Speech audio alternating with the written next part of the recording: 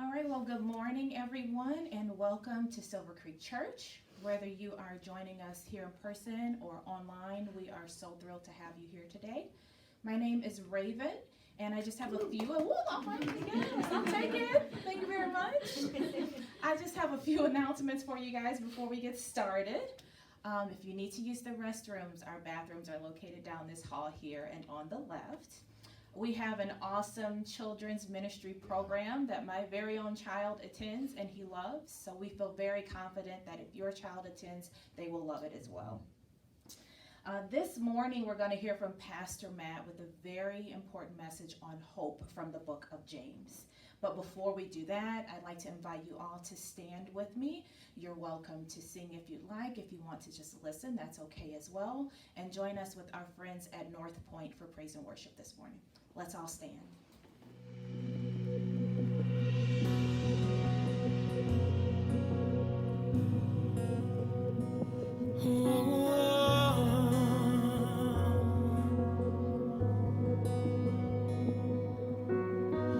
Our Father, Creator, you hold our hearts together. There's no one higher than you. Redeemer, Defender, our great and mighty Savior. There's no one higher than you. You are always with us, gracious to forgive us. By your power we've been set free.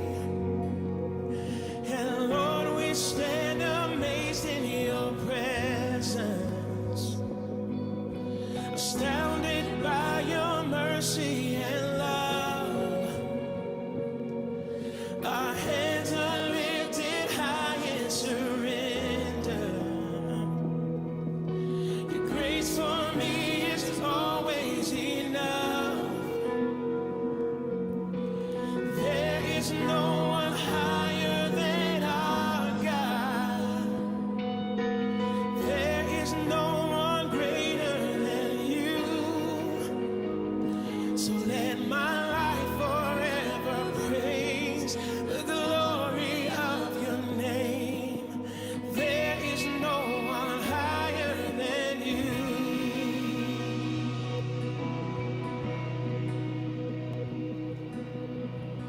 Majestic in wonder, you reign with love forever. There's no one higher than you. Your beauty, your splendor, your glory knows no measure. There's no one higher than you. You are always with us, gracious to forgive us. By your power we've been set free.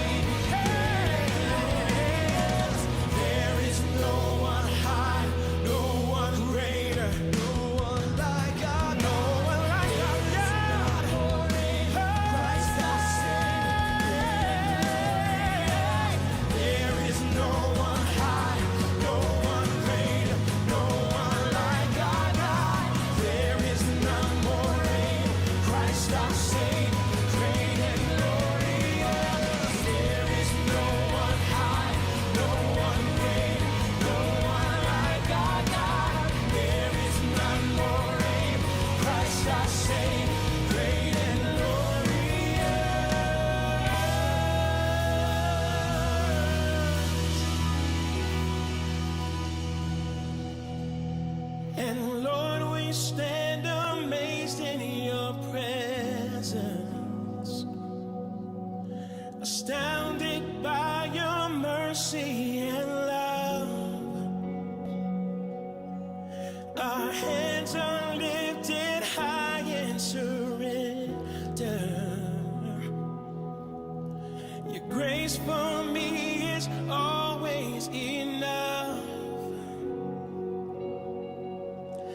There is no one higher than our God. There is no one greater than you. So let my life forever praise the glory of your name. There is no one higher than you. There's no one higher. There is no one higher than you. Amen.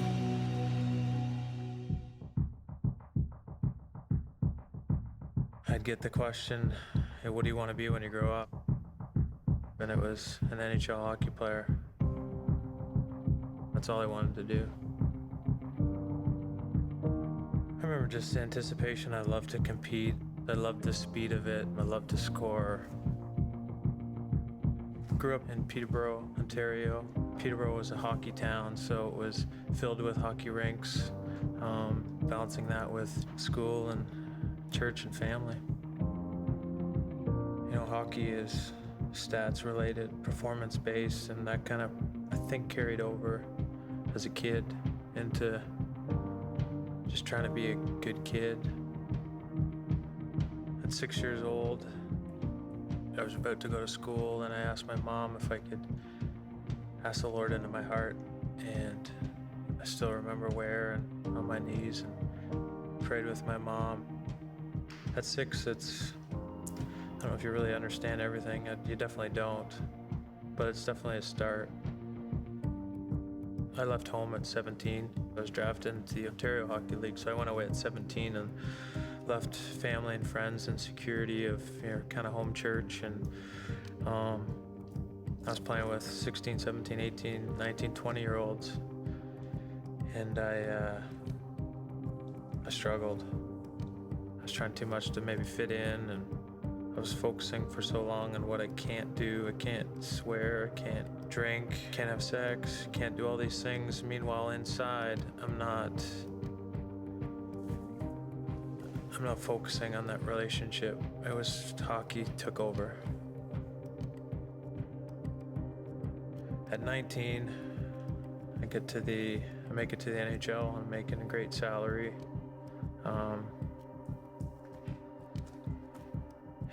I made it. Made my childhood dream, and everything was great on the exterior. The interior,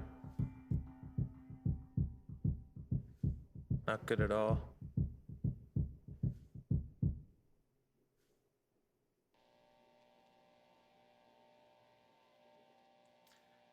Yeah, I remember signing my first contract. I was 19 years old. Just kind of a little bit unbelievable. You know, that's every kid's dream, is to sign a contract. And I remember, you know, going out that night to a bar, getting drunk, making bad decision, and waking up the next morning feeling like the worst piece of crap that I could ever, you know, feel like. There's a lot of inside feelings of a lot of different things. I was letting people down, I was letting God down, and trying to hide, trying to pretend like everything was great. Still go to church, but maybe be hungover, not really into it, but just putting up a kind of a facade.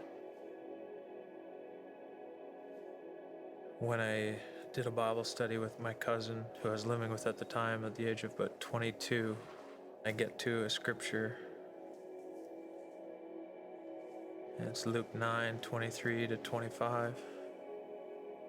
And it says, if you want to be a follower of me, you have to put aside your own selfish desires. shoulder your cross daily and follow me. If you try to keep your life for yourself, you will lose it. But if you give up your life for me, you will find true life. What do you benefit if you gain the whole world but lose your own soul in the process?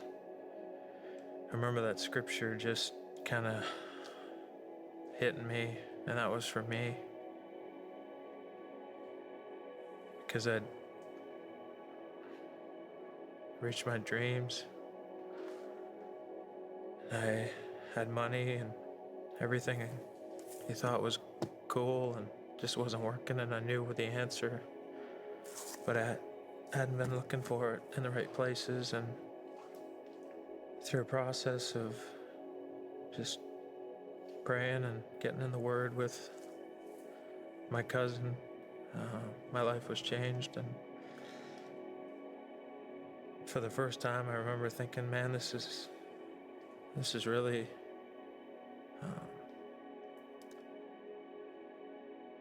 real. It wasn't because of my parents.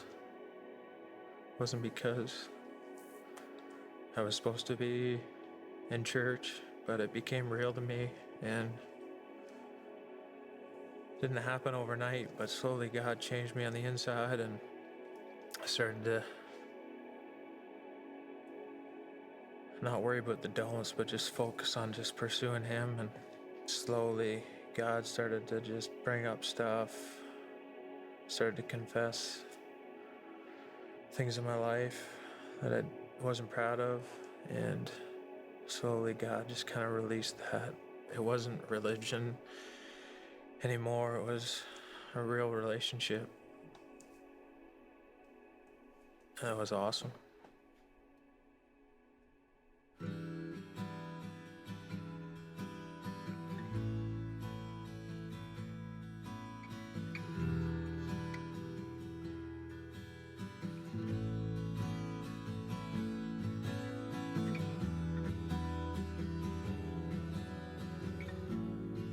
Game day, I still get goosebumps. Thankful to be able to do what I love to do. I fail. Definitely, I'm at the back end of my career. I'm a guy that's kind of not very patient at times, and I'm a slow healer. But I finally figured out that it wasn't just about performing. It's just accepting His love. In spite of our failures and our mistakes, that love of the Father is unconditional. And that's a pretty good feeling to know that how much He loves me.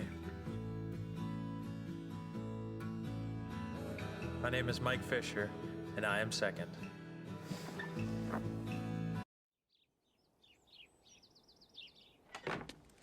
Good morning. Morning. Good morning. Oh, and in case I don't see you, good afternoon, good evening, and good night. Yeah. I love that. That's such a funny scene. But how many times do we play that out in real life? Where, I mean, I don't know about you, but there's a coin phrase. How's it going? Hey, how's it going?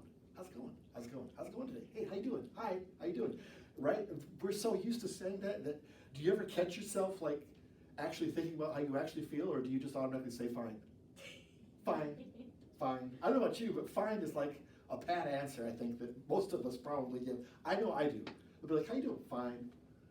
Fine. You know, it's just, it's something we say a lot. Now, if you're ever in Europe, I learned that in Europe, their term is ahoy. Believe it or not, I know you think of watching these old sailing vessels, ahoy, matey, right? You know, I think that's something sailing term, but believe it or not, that comes from Europe, and it was a term of simply greeting, much like we use. So I asked somebody there one time, I said, okay, well, what does ahoy mean? And I said, does it mean hello? They said, yes. Okay, what means goodbye? Ahoy. Oh, okay, it means hello, goodbye. And what if you're feeling okay? You say ahoy. I'm like, oh, okay, so it's like it is for us. They have their pat answer too. If you see people walking by, ahoy, ahoy, ahoy, ahoy, it'll be back and forth, and that's basically just like saying, hey, what's up? But you really don't know how a person's doing. All you're getting is just a simple, or this is one too, you don't need words sometimes, just like, I do this all the time. I'll be walking by a guy like in Home Depot or somewhere, you walk by. So, yeah. You don't have to say something, but you just do that, you know. It's like an automatic man-to-man greeting. Now, if you're that, only time you don't do that is a restroom. In a male restroom, you never make eye contact. You don't even acknowledge anyone's there. You walk in, and it's literally, it's like this. As you walk in, you're just like, I'm doing my thing, and I'm not looking at anyone else but my wall. And what an interesting wall we have here. Yeah, interesting ceiling, yes. But do not, under any condition, look to your left or your right. You just don't do that. For guys, it's an unwritten code. You don't do it, right? But we're so used to greeting each other in a way that really doesn't find out how we're doing inside. And a lot of times we're not doing that great inside. We'll say fine, but we're not really fine. Lately, I don't know about you, but I find myself in a weird fog. Is the best way I can describe it. Where I just, because I asked myself, well, actually it was Jim. I'm gonna blame it on Jim.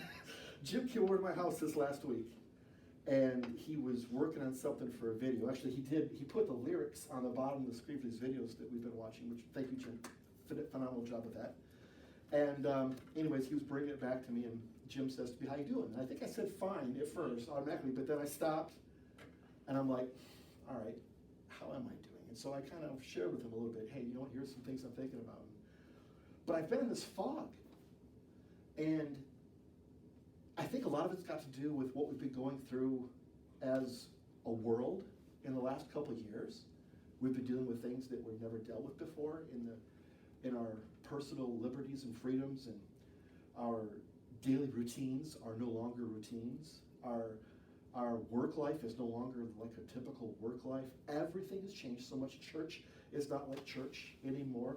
So much is different. Going to the grocery store, going to see a movie, I mean, everything has changed so much. Going to a concert, right? There's just things that you're used to doing that you just haven't done for a long time. And I think that puts a lot of us into a bit of a fog or a place of not knowing how we're doing, because it's been so long that we've been going through this. But it's important to be able to do a self-diagnosis. It's important to be able to truly ask yourself, how am I doing? And have you ever noticed this? Whenever your child has an accident, if you have a child, if your child has an accident, what's the first thing you say is, are you okay? And what that child will do as a young child is just, I don't know, it's like they're just hurting. All they know is they hurt. And as a parent, you're trying to identify, okay, how is your arm? Move your arm for me. Okay, does this hurt? Does this? But as you become an adult, you begin to do that for yourself. Like if you've ever been in a car accident, you get out of the car and the first thing you start doing is kind of, okay, is this, okay, this is, if it was your arm area, you're checking, yep, everything works, yep, okay, all right, it hurts a little bit, hurts when I do that, okay, there's some, and this is our way of diagnosing where the pain's located and what could be wrong, because our skin isn't transparent and clear. We can't see inside. We can't just go, okay, what is wrong? Here, let me look. You can't. There's no access hatch. There's no door. We don't have any gauges in our forehead that, wouldn't that have been handy this last couple of years, right? I do not have coronavirus. Okay, cool. I do have coronavirus. It would have been so helpful, because it would have been so much easier to find out what's going on with people. Or, hey, I am about 30 seconds from a heart attack. Okay, let's go to a hospital now. Okay, you can do things to help people if you had that indicator, right? Physically, that would be so wonderful. Now, the human body is simply a miracle, and I've got a picture. Now, I had to make this picture rated G, because you've ever seen Da Vinci's actual painting, it has male anatomy on it. So I had to clip art my enormous skills with clip art, some shorts into here to make it rated G for us today. So here he is wearing shorts. But the human body is an amazing, miraculous thing. Da Vinci studied it. He discovered that when you stretch your arms across, you're the same width as you are tall. So he drew this little chart out to show that. And isn't that cool? I mean, it's great when you want to measure something. If you want to measure, okay, let's see, about 6'3", okay, got it, I can measure our room really quickly by just doing this, walking across the room. But it helps to understand our body. It helps to understand that there are interesting, miraculous things that take place in this vehicle that we're in. But I think you know this. I don't think I have to tell us this, but you are not your body. And your body is not you, capital Y-O-U, you, the real you, can't be contained within a physical flesh. There's way more to us. It's impossible to contain it within a flesh, because a flesh and body can die, but you don't die. You never die.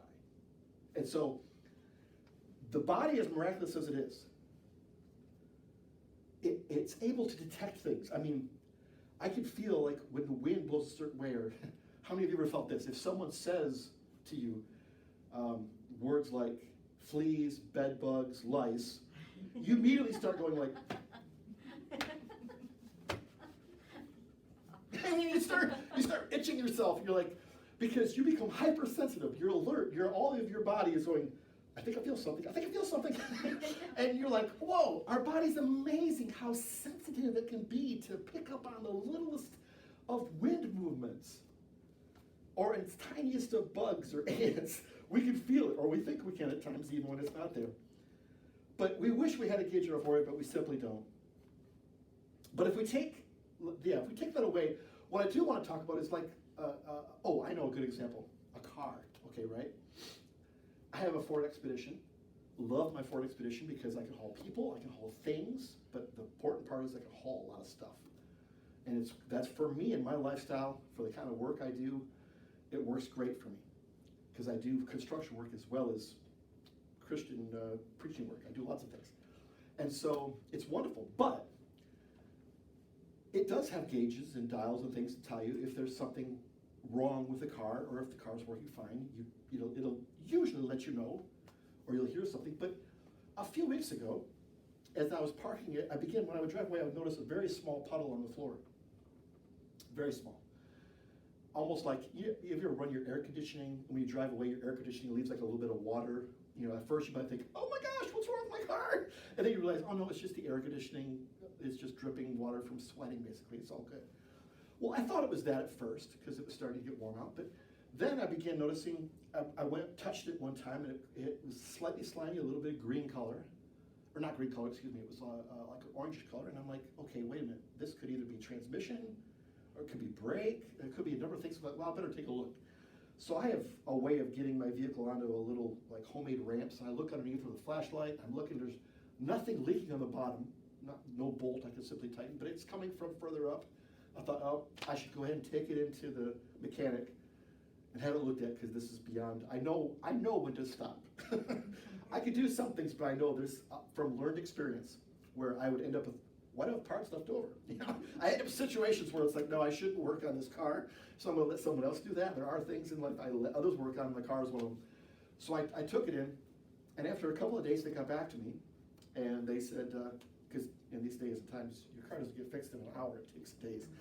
Anyways, they called me back, and they said, hey, we looked at your car, and it appears that your water pump has failed, or is failing, and you've got to get a new water pump. I'm like, oh, it's leaking. I'm like, oh, okay. She goes, well, hold on, I'm not done. And I'm like, no, I don't like those words, I'm not done. She said, well, it's also on your engine, it has this turbo. It actually has two turbos on the left and right side of the engine, and the turbo has fluid going through it to keep it cool.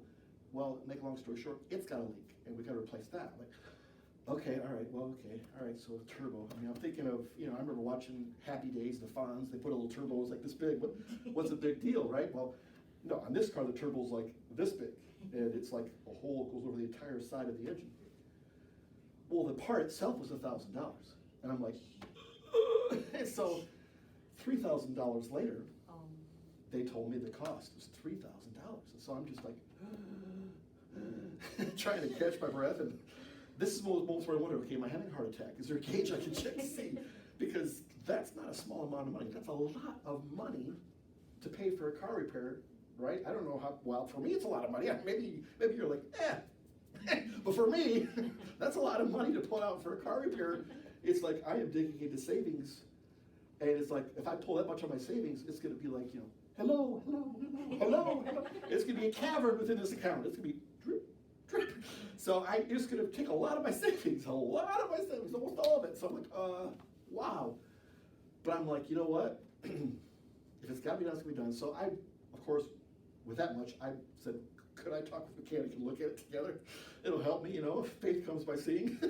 So I needed to be able to have a moment the mechanic was very gracious and nice and patient with me, and he took me through and showed me that this is a legitimate thing. And so they got it fixed, and I got the vehicle back, but you know what, I couldn't help it. And I even said this to the mechanic. I said, I never once had a warning light go off.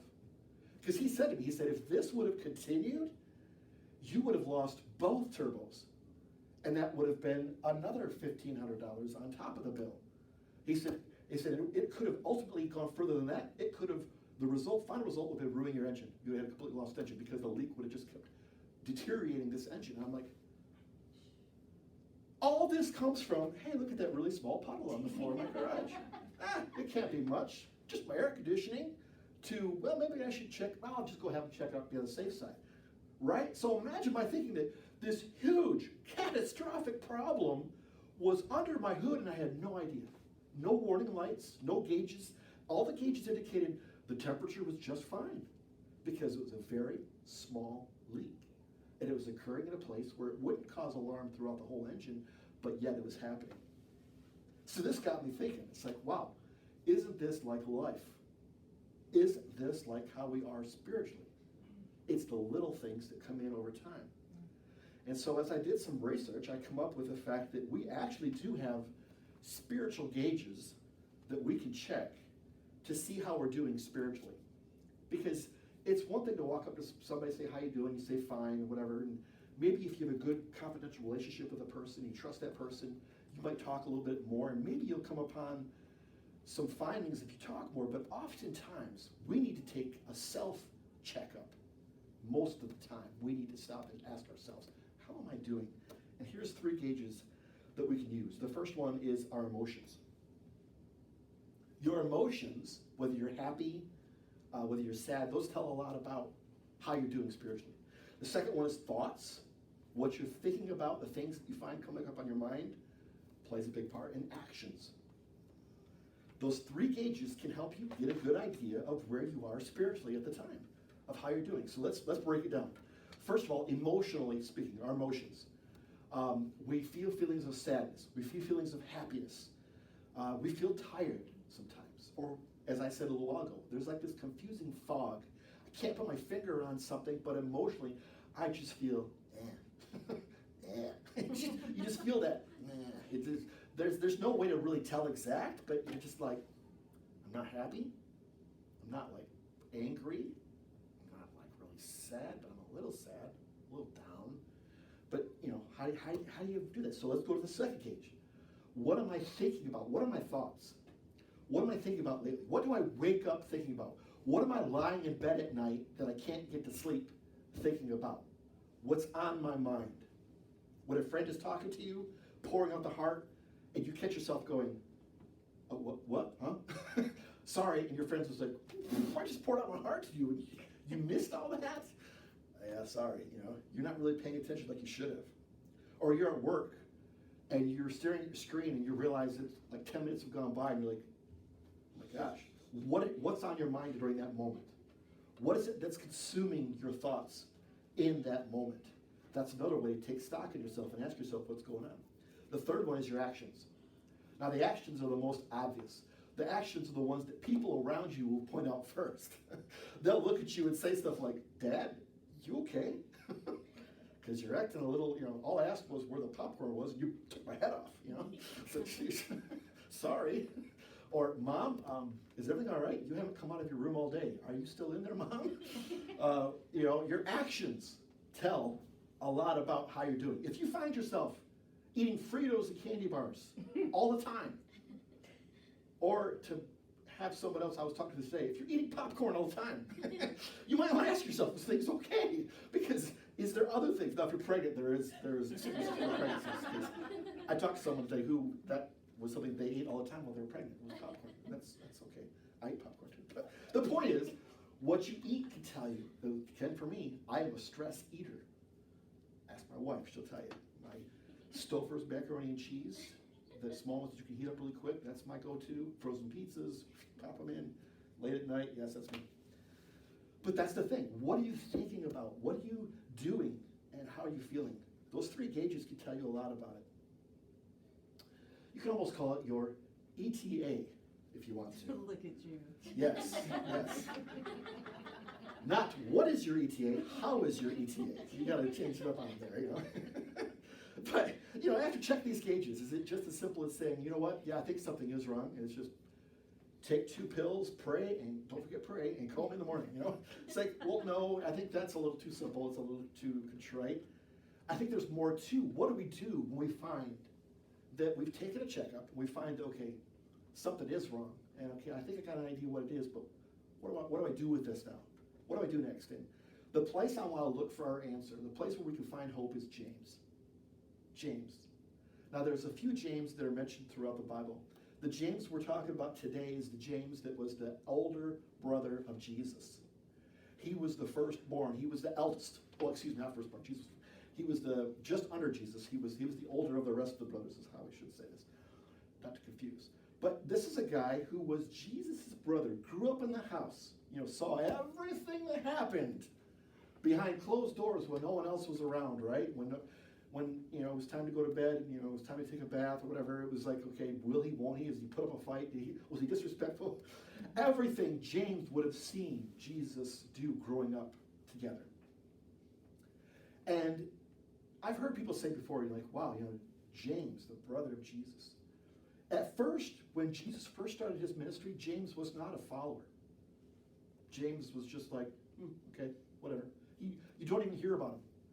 But later on, especially once Jesus was crucified, James became one of the most pronounced leaders in the church. And so here's a question I want to ask you. If your brother was to write a book about you, what would it say? If your brother was going to write a book, a tell-all book about you, what would it say? And here's the second part. If your brother was going to write a book, but knowing so, it would put his life in danger because you were convicted in the courts. A court of law found you guilty, and you were put to death. And your brother knew and was told, if you write anything about them, you are going to be finding the same fate for yourself. What would you write? Would you want to discredit that person and save yourself? What kind of belief would you have to have in that person to confirm that everything they said was true, that they were who they said they were, and that you would end up, ultimately, James was also martyred, killed because of his belief in his brother being the Son of God. If there is nothing else that you want to use for scientific evidence to prove that Jesus Christ is who he said it was, that right there is enough for me. That right there is enough for me. His own brother went to the same fate of death because he knew it. He knew it that Jesus was who he said he was. Man, you can't find a better source than that, I think. And so James writes the book of James. And in the book of James, he starts in chapter 1. And he's writing to a group of Jesus followers, like us, Christians, who were in the area churches that were growing at this time. This is 20 to 25 years or so, they say, it's hard to know exactly, but right around then after Jesus had died. And he writes this book. And in this book, James starts off writing to believers and Christians. And here's the interesting thing that you may not have ever known about the book of James. The type of Christians he's writing to are the same type of Christians that live in the United States of America. So it's almost like when you read the book of James, you can almost put in place, I'm writing this to the people of the United States of America. Because the people he's writing to in that area had been used to starting off with little but growing through their life and gaining more of the things that they wanted. So financially, they were better off than most of the rest of the world, which the United States is. We've talked about this in the past, that if you live in the United States, you have more than most people have in the entire world. If you have indoor plumbing, you've got more than the rest of the world has. Most of the world does not have a toilet in their house to use when they want to go. They have to go outside or go down the road and find one somewhere. Most of the world doesn't have nice windows that open, close, and air conditioned or heating within their home that doesn't require them to go chop firewood and bring it in or just try to cool off with something. Most of the world doesn't have what we have, let alone automobiles. It's time to get started on automobiles. Most of the world does not have what we have. We are wealthy compared to the rest of the world. He's writing to these kinds of people right here. So when you read James, it's just like he's talking to us. Like we're the ones who have a little, we're the haves, not the have-nots. We're the ones that have a little bit more than the rest of the world. And here I want to start off in chapter 1, in verse 2. And in verse 1, all he says is just greetings, basically. Hey, greetings to everyone. This book comes to you from James. Here it is in verse 2. My friends. Now when he says my friends, he's talking to all of us. You know, it's like the people he knows that are believers like us. My fellow Americans would be another way if we were to play with the wording. My fellow Americans, what do we say? Be glad, even if you have a lot of trouble. You know that you learn to endure by having your faith tested. Endure. Okay, well, endure is like getting through something. Okay. Verse 4.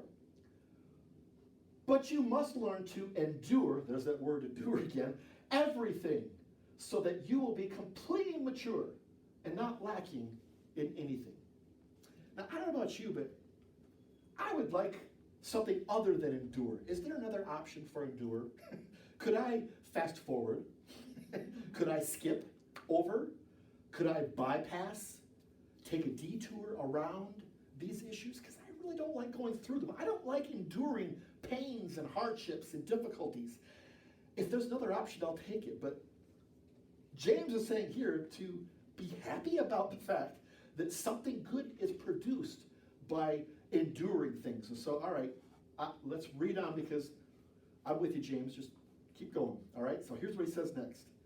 If any of you need wisdom, now I don't know about you, but I need wisdom. I want wisdom. And you'll know if you need wisdom if you ever find yourself saying things like this. If you say, well, you know, I wish I knew that, or I don't know the answer to that. Well, then you need wisdom. So guess what? That's all of us, okay? If any of you need wisdom, that's all of us, okay? You should ask God. So don't go look in other places. Ask God, and it will be given to you. God is generous. It won't correct you for asking. But when you ask for something, now, okay, here's the catch. You asked for it. You know that, and how many of you have ever heard this? Be careful asking God for patience, because God's going to put you through something that's going to make you experience patience, right? You ever hear somebody say something like that? Well, that's not true, because God doesn't really do that. But the point is he's saying, but when you ask for something, here's what it says. You must have faith and not doubt. Anyone who doubts is like an ocean wave tossed around in a storm. When I think about how I feel when I'm in a fog, I think an ocean wave being tossed around in a storm is a pretty good description. I think I feel like I'm just kind of getting pushed around and beat up and tossed about. And, you know, in other words, I'm just kind of like, I'm not trying to stop it, but I'm not acknowledging. I'm trying to almost ignore it, but it's just kind of slapping the crud out of me, right? That's how that feels when you're going through something. Doubt is the secret enemy that you just don't see coming. Doubt is your invisible enemy that comes to get you. And what is doubt? It's the opposite of faith. It's saying, well, I'm not sure how things are all going to work out. You know, I hope,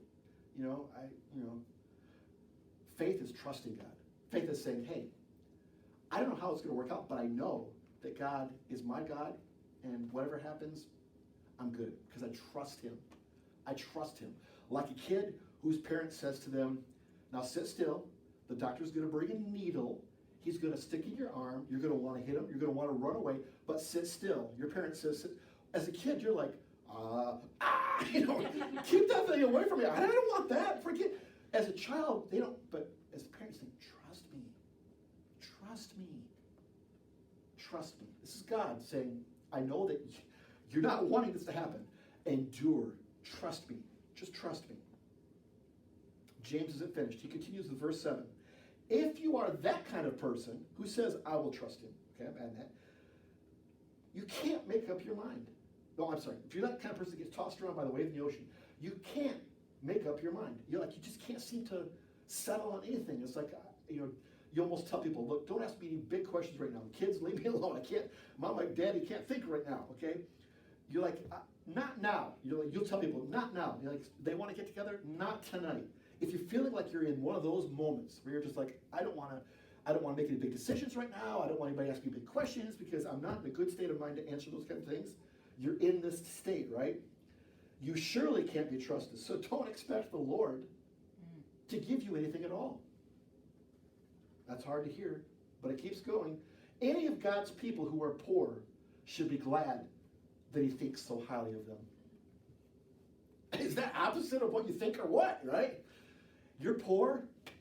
Good job. Right? You're like, wait a minute. I thought that if I was a Jesus follower, I love God, and if I give a little, it's going to come back like a wave and woohoo. You know, I thought that's what it was all about. Wait a minute. You're saying that if any of God's people are poor should be glad that he thinks so highly of them? What is James saying here? What is James trying to get across? It's like he's got something against rich people or something. Let's read on. But any who are rich should be glad when God makes them humble. Rich people will disappear like wildflowers. You ever notice that? Wildflowers look great. Right now we've got some beautiful wildflowers out behind my house. They're beautiful. But in 2 weeks, they're gone. We won't see them again. They're beautiful for a moment. Wealth is beautiful in a moment. Riches are temporary. Everything here on earth is temporary. You only have it while you're alive. When you die, you don't take it with you. You can have a gold-plated coffin. That's nice, but just you and the dirt are going to be able to enjoy it. That's it. Nothing there, right? Wildflowers scorched by the burning heat of the sun. The flowers lose their blossoms and the beauty is destroyed.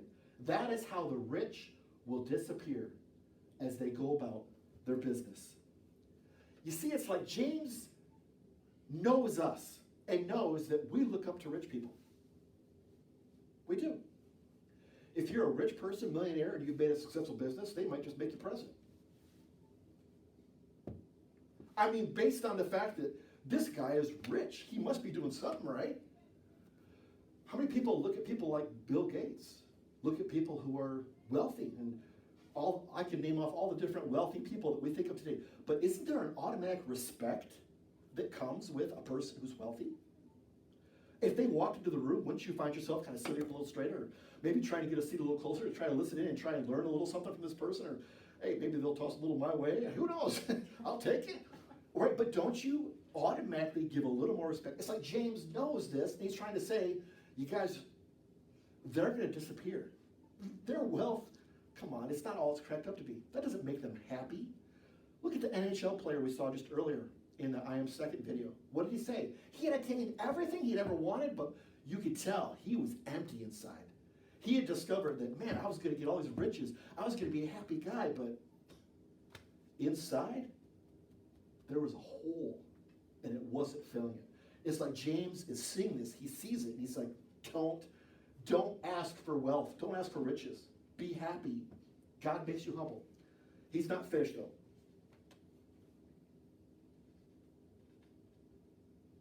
He wants us to be careful.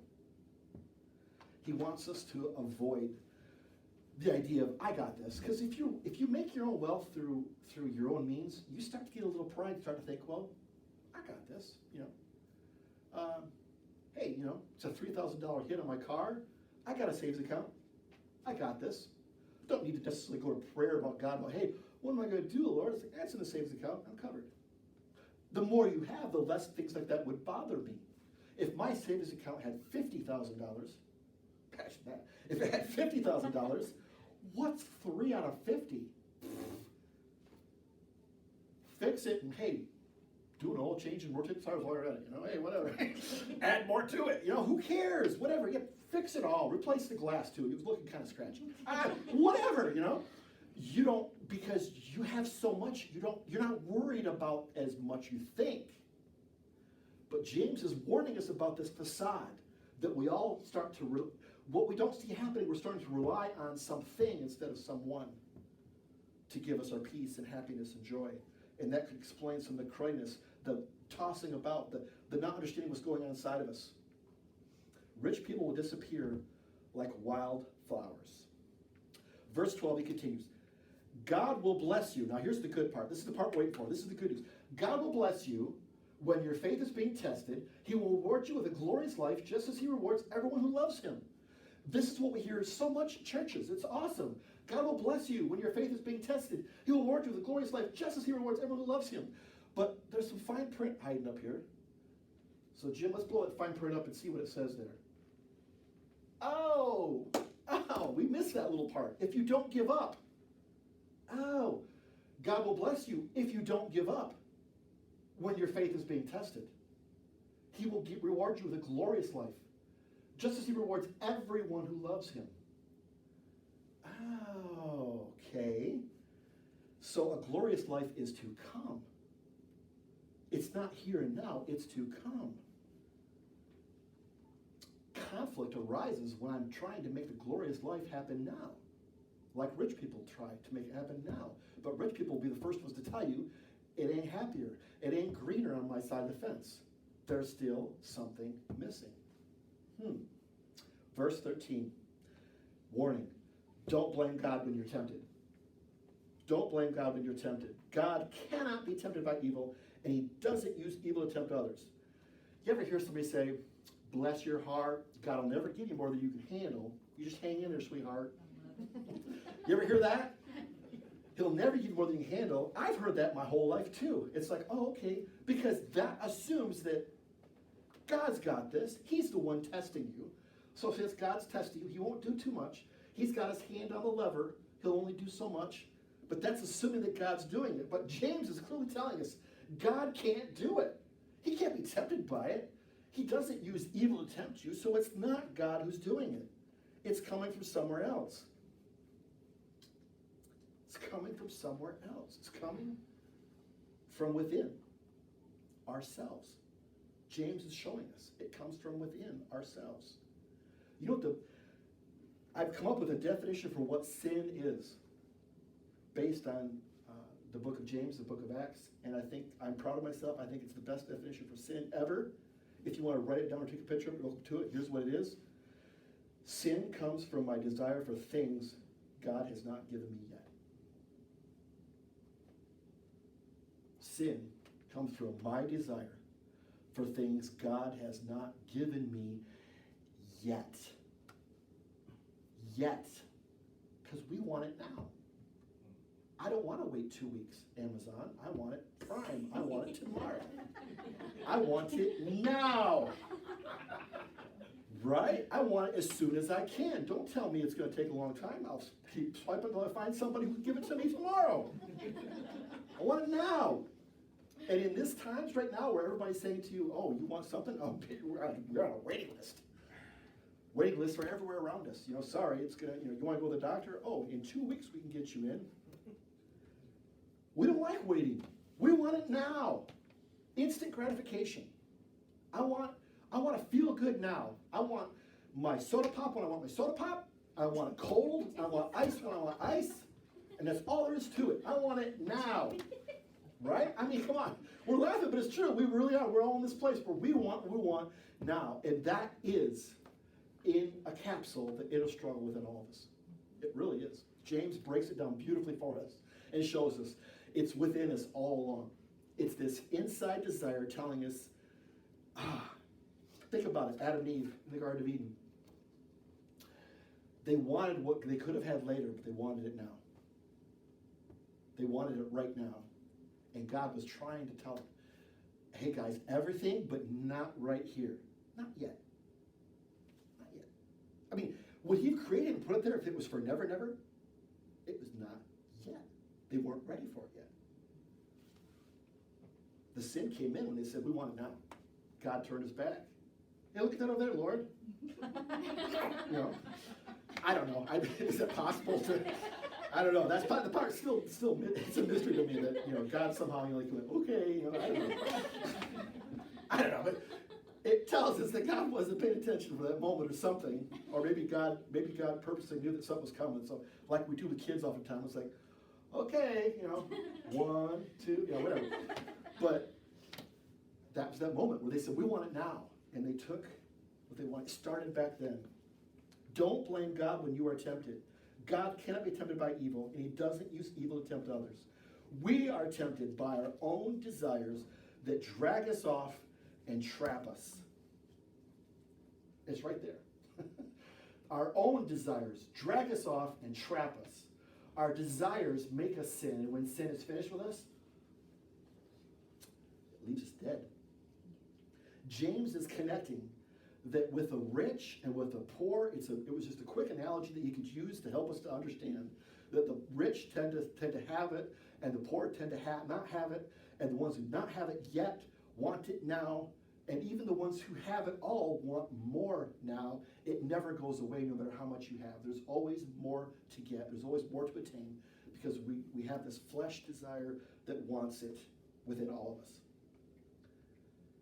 And having whatever I want transforms my thinking to rely on things that I can make happen myself. I can take that apple off that tree myself. Why do I need to wait for God to bring it off for me? I can do it right now. If we finance this, we could have it now.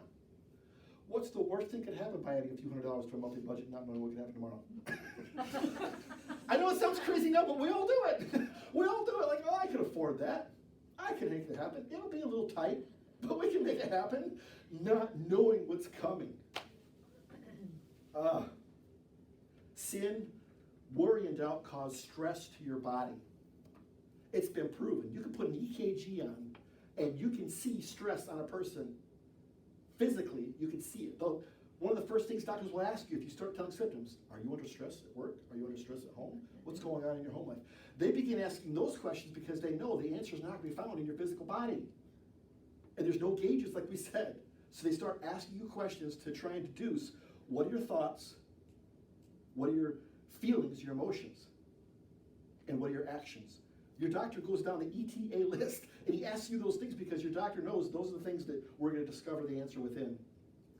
Verse 15 says that our desires make us sin, and when sin is finished with us, it leaves us dead.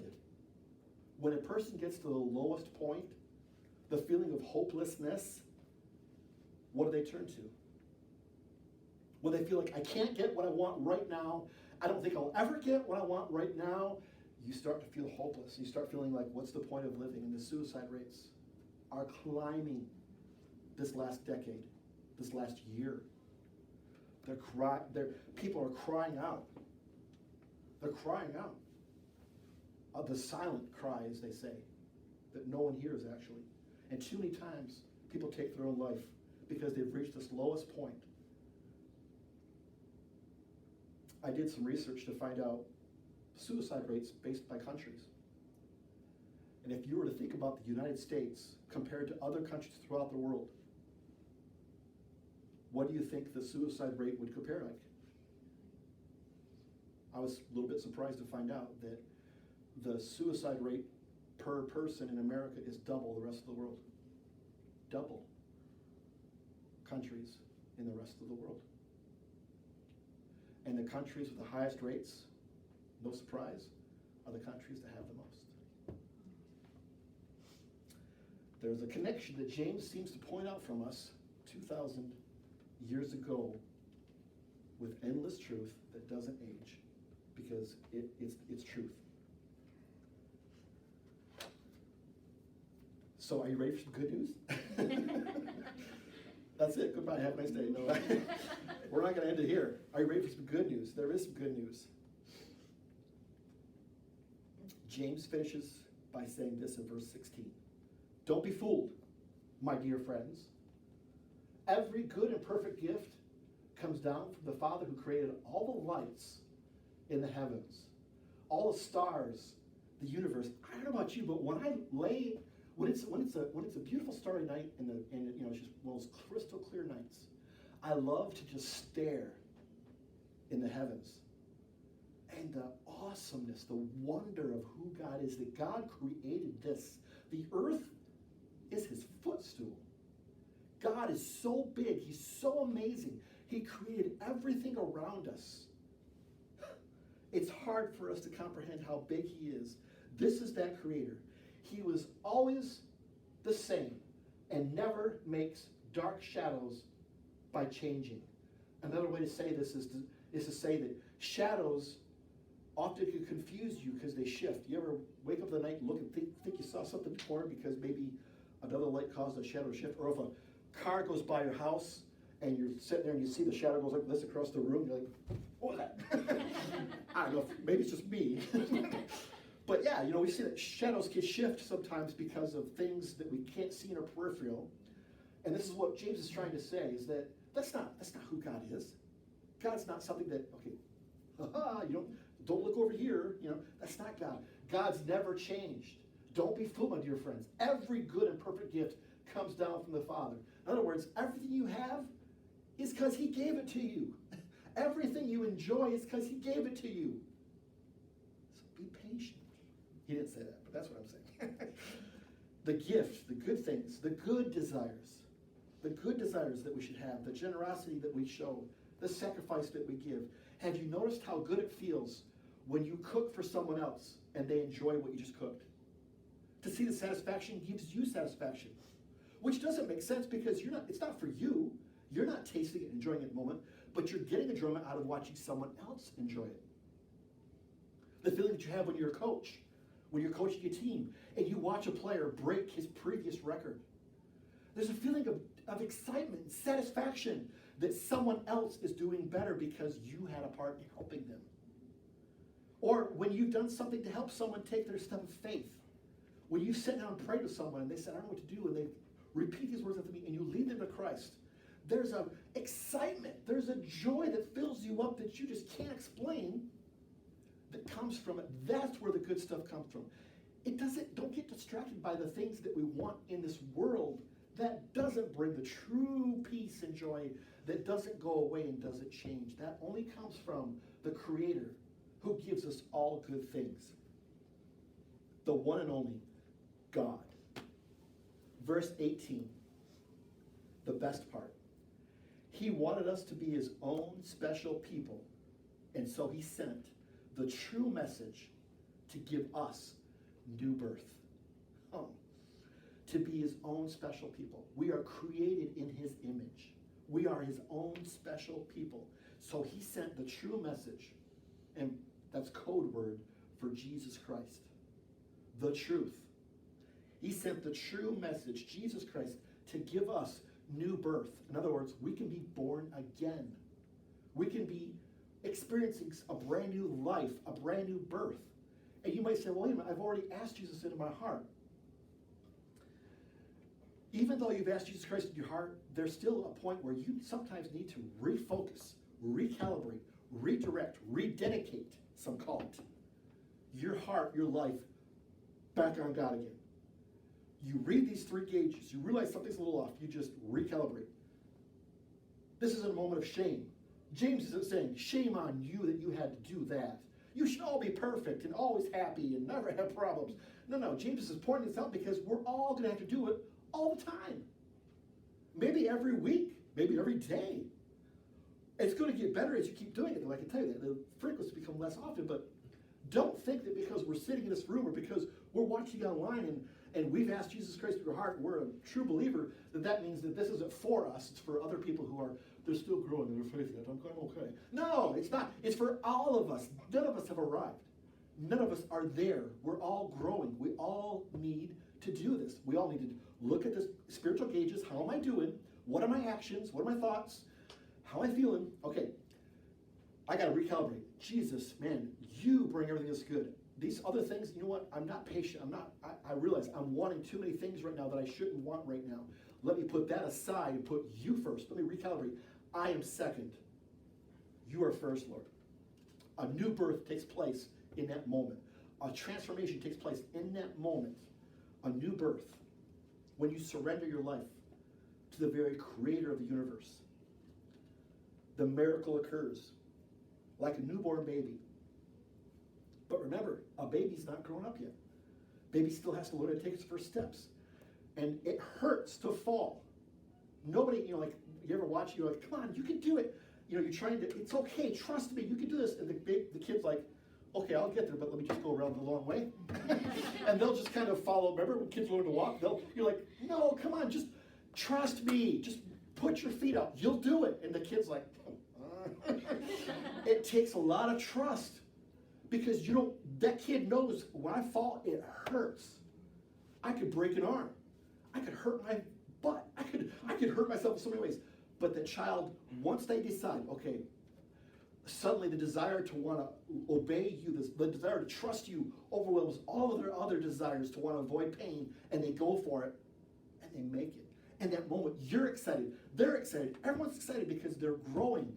They're expressing their faith in an action and taking a step. And as Jesus followers, that is the secret sauce. That is how we do it. That is the true secret to happiness. That is the secret to success.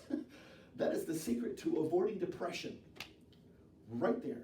Check your gauges, redirect the things I think I want. I need to hold off on that and remember that Jesus is the one I trust. God, I trust you, and I'll wait until later for what I can't have right now. We all know there's a good virtue that goes with that. So, we know the secret is to resist giving it our own temptations, because our own temptations will lead us to sin, and sin, when it's finished, leads to death. And as a Christian, you're always going to feel conflicted because you're growing. As a newborn, born again, newborn, you're always going to be growing. But take heart and joy in the fact that we can celebrate because we are God's special people. And God's given us a new birth, and everything good and perfect comes from him. And in the next life, that's when we're going to find out what true living is. Without all of the cruddy fog anymore. The temptations for all this good, that's gone, and suddenly our new bodies are focused and directed directly on him, not on ourselves, not on the things of this world and our flesh, and our desires. That's what we have to look forward to. So will you pray with me? And if you've never taken this step to ask Jesus Christ into your life, I want to invite you to do it right now. And if you're watching online, I'm going to ask you if you'd like to pray a prayer along with me. If you've never done this, if you're ready to say, you know, I want to take this step. Maybe it's been a while. Maybe I've been a Christian for a long time, but man, I need to recalibrate. I need to refocus. I need to redirect my heart back on him like James is challenging me to do. Then here's what we do. Let's pray, and I'm going to say words, and I want you to repeat after me. Dear Heavenly Father, I surrender my life. I surrender my wants. I surrender my desires to you. I trust you. I want you to be the Lord of my life completely. I give my heart to you. I choose to live for you. It's in Jesus' name I pray. Amen. Now, if you've done that for the first time, I want to say welcome, because it's exciting. Your new life is just beginning. You've got so much ahead of you, so many questions. So if you're online and you're watching, please send us a message. If you're watching us through Facebook, you can do a private message to me. If you're on our website, there's a place where you can contact us.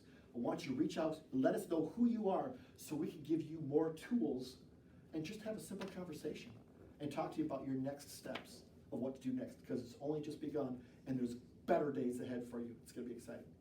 And for those of you who have decided to recalibrate, redirect, refocus your life today, man, this is incredible, because you get a fresh restart. You just did a reboot on the computer. It's a fresh new day. All the crud, all the confusion is dissipated. What you got to do now is just remind yourself of the good things that God has for you, instead of the things you think you want more. Keep our thoughts focused on good things. That's one of the secrets. So, thank you so much for listening to our message today.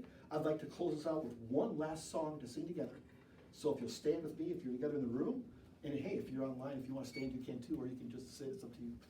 But let's close out with this last song together.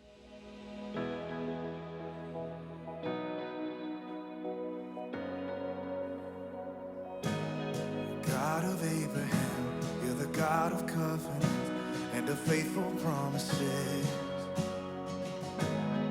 Time and time again, that you have proven you'll do just what you said.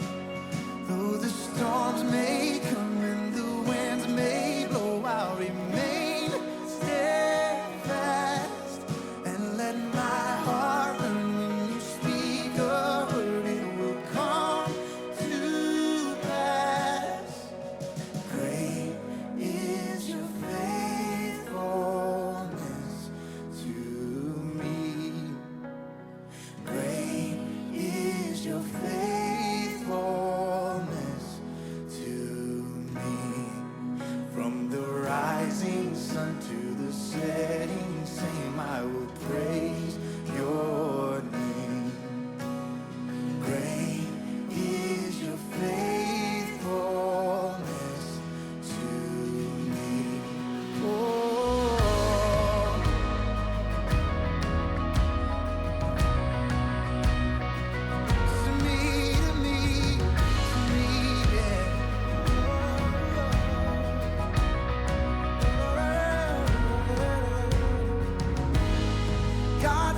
to age, though the earth may pass away, your word remains the same. Your history can prove there's nothing you can do. You're faithful and true. Though the storms may come and the winds may blow, I'll remain steadfast and let my heart learn when you speak a word, it will come to pass. Yeah, great is your faithfulness to me. Great is your faithfulness to me.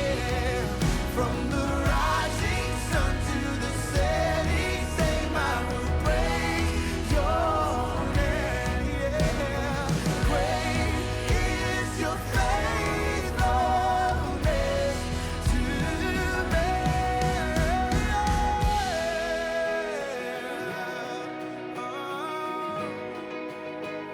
So great is your faithfulness.